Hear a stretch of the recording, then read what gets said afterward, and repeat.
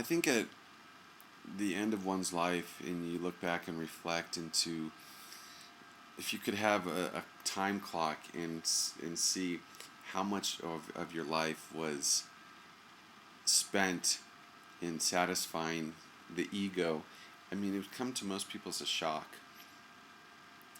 And the ego is never content, never satisfied, it's never good enough. It's a hungry beast that is always in a state of wanting more. More money, more happiness, more security, more love, more friends, more popularity, more acceptance, more material possessions, more.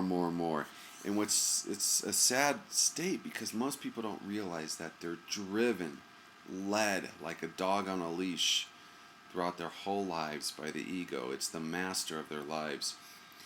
And once you start identifying, observing the ego, and it no longer becomes this subconscious master, and you bring it to the forefront, and you realize it's never going to be happy, it's never going to be satisfied with your level of spiritual growth, it's never going to be satisfied with your relationships. It's just a never-ending pit of desires. And you can start resting because you no longer, when you bring it to consciousness, when you observe your ego, you can start resting because you say, oh, you can start making wise decisions because you can ask, is this ego driven or is this coming from a deeper place? My spirit, my soul, my wiser self, whatever you want to call it. And you can start examining your life and your motivations.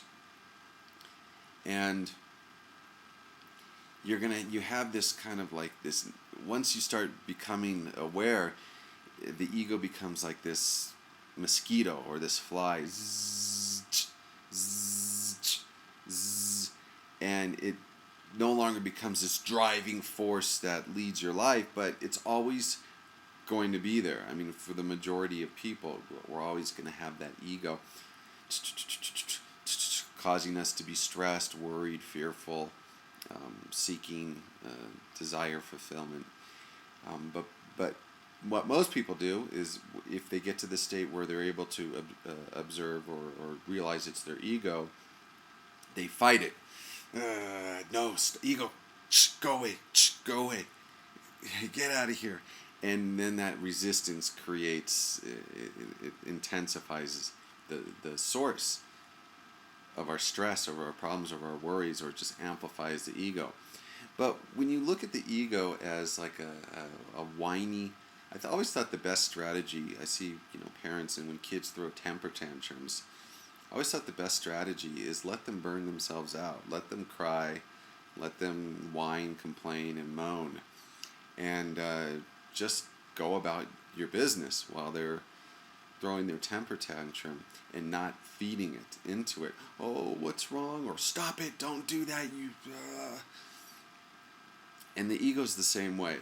It's like this whiny, moaning child that doesn't get its way and will throw a temper tantrum. But if you just observe it and let it be, it kind of dissipates and it loses its power over our lives. And you know that it's always going to be there. It's always going to be whining. It's always going to be complaining. It's always going to say, we're not good enough. Life's not good enough. Our relationships aren't good enough. People aren't good enough. I mean, that's just the nature of the beast. And observing it in a non-resisting, open-armed, welcoming state really diminishes its hold or grip, vice-like grip over our lives. And, it's a sad place to be if we realize this at the end of our lives, that the majority of our life energy was spent based in ego, in feeding the ego, and accomplishing desires of the ego. And especially at the end of our lives, we realize you can't take any of that with you. The ego is, we were born naked, die naked, and all the things we worry, stress, fear, it really becomes immaterial when we look at the bigger picture and look at it from a spiritual place, or a place deeper beyond the ego.